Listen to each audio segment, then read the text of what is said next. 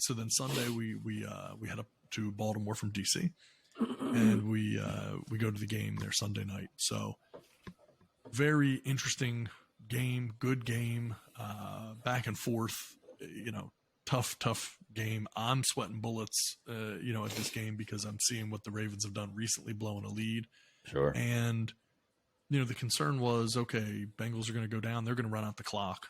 And, they're in a position to be able to score and win the game. Well, they score, and we have about 2 minutes left. So now we know all we have to do is basically, and this is the advantage that an insanely good kicker gives you, is all we have to do is basically get to the other side of the 50, right? All we have to do is get within 60 yards. Tucker had already hit a 58-yarder earlier in the game, right? So, and again, I can tell you, having sat in that stadium, it was just kind of like an afterthought.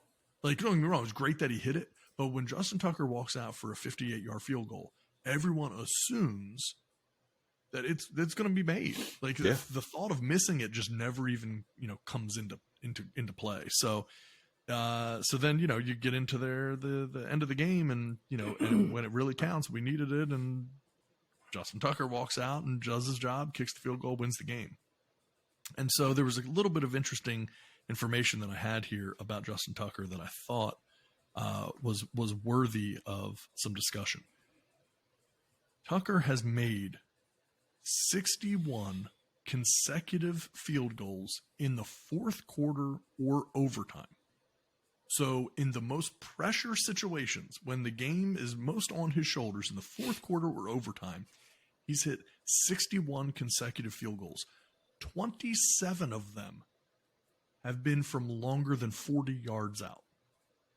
27 of those 61. He's also now 18 for 18 in his career on field goals within the final minute of regulation or overtime. He has never missed in his career a field goal in the final minute of regulation or overtime. And so when you think about what that does for a team, it's pretty insane. It's insane how that changes the game. And it definitely is for the Ravens, because I can tell you there are not very many cities where you go to a game and you will see a large number of people that are there wearing the jersey of the kicker. Of the kicker, yeah. That is not a normal thing in most cities, but that is very common in Baltimore.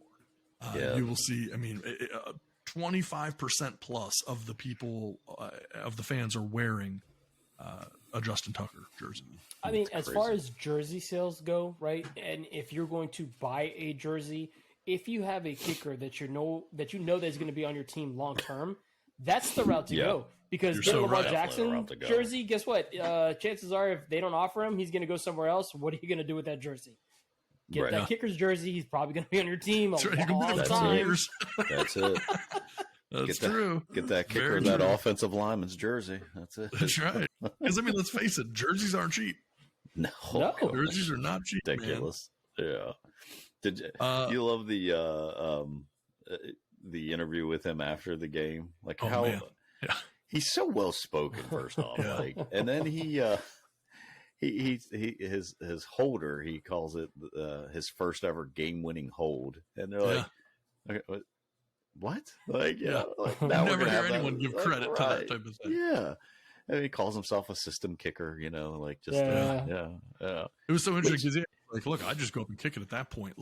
If everything else has worked the way it's supposed to, I don't really have to think about anything. I just go up and do my job. I'm nervous before I go out there. After that, I walk up. As long as the laces are facing out and the hold's good, I got nothing else to do but kick it. That's simple. So he didn't go ahead and interview Ricky Bobby. Look, I wake up and I piss excellence. I'm the best that there ever was. That's what he should say. Yeah, exactly. If anybody could come out and say that, you know what I mean? Right. It's him. He could come out and basically say that, and I don't think anybody's going to say a thing to him.